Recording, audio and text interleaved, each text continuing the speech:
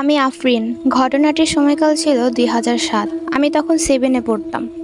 বলা বাহুল্য, আমরা ও আমার মামার পরিবার একসাথে থাকতাম। মামার পরিবারে আছে মামা মামি এবং ওনাদের ৫ বছর বয়সীর একটা ছেলে। আর আমাদের পরিবারে মা বাবা, আমরা 2 বোন আর 1 ভাই ছিলাম। আমরা যে বাসায় ছিলাম সেটা সিলেট ওসমানী মেডিকেলের কাছাকাছি কলাপাড়া নামক এলাকায় অবস্থিত। ওই বাসায় আমরা ওঠার আগে নাকি 1 বছর বন্ধ ছিল। সেটা আমরা জেনেছি পাশের বাসার মানুষদের কাছে। কেন 1 বছর বন্ধ ছিল সেটা অজানা সবার কাছে। তো যাই হোক, দোতলা বাসার নিচতলা বেচলার আর আমরা উঠি উপরের তলায়। বাসা অনুযায়ী ভাড়া কম ছিল বলে আর হাতছাড়া করেনি আমার মামা। আসার 2 মাস পর্যন্ত ভালোই কেটেছিল।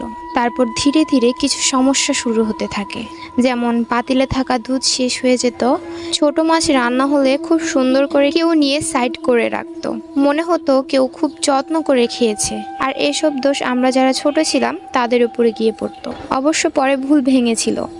বাসায় কোনো মেহমান আসলে ওনারা আমাদের বাসায় অপরিচিত কাউকে দেখতে পেতেন আর পরদিন কিছু না বলেই চলে যেতেন। এইসব অবশ্য আমরা বাসা ছাড়ার পর ওনারা বলেছিলেন আমাদের। ওই বাসায় আমাদের একটা স্টোর রুম ছিল, সেখানে ঘরের অপ্রয়োজনীয় জিনিসপত্র রাখা হতো।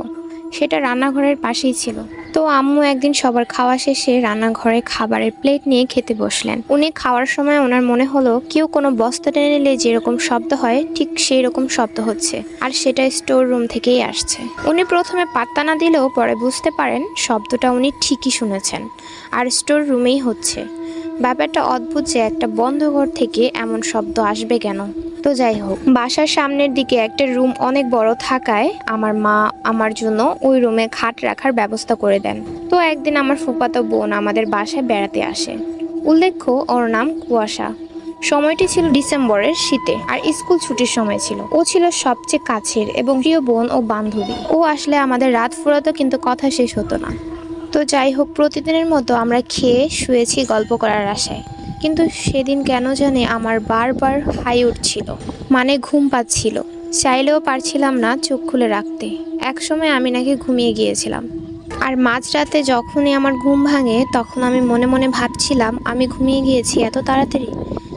এরকম তো কখনো হয় না। আমার বেশ কষ্ট লাগছিল গল্প করতে না পারায়। তারপর আমি ওয়াশরুমে যাই। ওখান থেকে বের হয়ে দেখি আমার ঘরের দরজার পাশে যে জানালা সেটা একদম খোলা। আমার কিন্তু স্পষ্ট মনে আছে আমি রাতের সব দরজা জানালা লাগিয়ে দিয়েছিলাম, যা আমার নিত্যদিনের কাজ।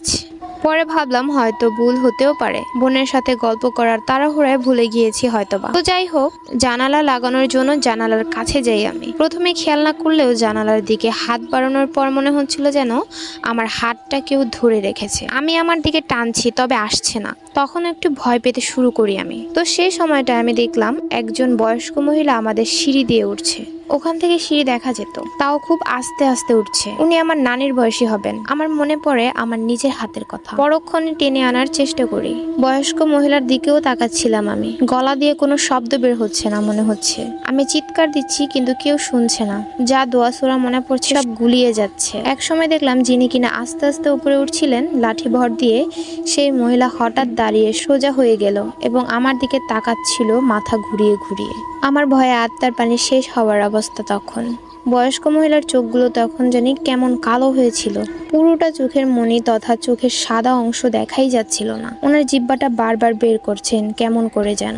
আমি দোয়া দুরুদ পড়তে পড়তে হঠাৎ হাতটা টান দিয়ে ভিতরে নিয়ে ফেলি, আর ওখান থেকে 2-3টা লাফ দিয়ে বিছানায় এসে লেপের নিচে ঢুকি। আমার পাশে কুয়াশা ঘুমাচ্ছিল। আমি ওকে জাগানোর চেষ্টা করছি, তবে ও উঠছিল না কোনোভাবেই। আমি কোনো কথা না বলে ওর নাক কান গলা চিমটি কাটছিলাম। আমার মনে হচ্ছিল আমি কোনো রাবারকে চিমটি দিচ্ছি। আমি যে পরিমাণে ব্যথা দিয়েছি ওর রক্ত বের হওয়ার কথা, অথচ ও উঠছিলই না। এরপর দোয়া পড়তে পড়তে কখন যে ঘুমিয়ে পড়েছি বুঝতে পারিনি। সকালে যখন ঘুম ভাঙলো তখন আমি বিছানায় একা। কুয়াশাকে রান্নার ঘরে দেখতে পেলাম। আমার মনে পড়ে যায় রাতের ঘটনাটা। আমি প্রথমে জানালার পাশে যে দেখলাম জানালা খোলা। আম্মুকে জিজ্ঞাসা করলাম জানালা কি খোলা ছিল নাকি। আম্মু বললেন জানালা খোলা থাকবে কেন, আমি সকালে খুললাম। এর মধ্যে কুয়াশা এসে বলল, আচ্ছা তুমি এটা কোনো কাজ করলা? রাতে তুমি এত দ্রুত ঘুমিয়ে গেলে। আমি কিছু সময় থেকে পরে ভয় লাগছিল দেখে আমি মামির রুমে চলে গিয়েছিলাম। তোমাকে অনেক ডেকেছি, তুমি উঠলে না। এরপর আমার ভয়টা যেন আরো বেড়ে গেল, কারণ আমার স্পষ্ট মনে আছে আমার পাশে ও ছিল। পর মুহূর্তে আমি কুয়াশার ঘাড়, গলা, নাক, কান দেখছিলাম, কিন্তু ওখানে কোনো ক্ষতির চিহ্ন ছিল না। কুয়াশা অনেক ফর্সা ছিল বলে অল্পতে স্কিনে কিছু হলে লাল হয়ে যেত, কিন্তু আমি তো অবাক।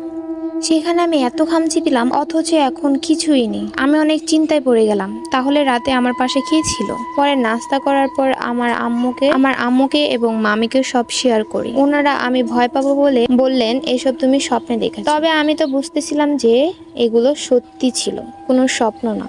আম্মু বিকেলেই কুয়াশাকে ওর বাসায় পাঠিয়ে দেন। আম্মু আমার ফুপ্পিকে বলেছিলেন বাসায় পাল্টানোর আগে তোমরা কেউ এসো না। তারপর আরো অনেক কিছু ঘটে গিয়েছিল আমাদের সাথে, কিন্তু আমার সাথে ঘটা সেদিন ঘটনার পর আম্মু মামাকে আর আব্বুকে বলেছিলেন দূরে কোথাও বাসা দেখতে। এরপর আবার বাড়িতে হুজুর আনা হয় এসবের জন্য। তো উনি ঘর দেখে আমার রুমে এসে উপরের দিকে তাকিয়ে শুধু বললেন, এক গ্লাস পানি নিয়ে আসুন।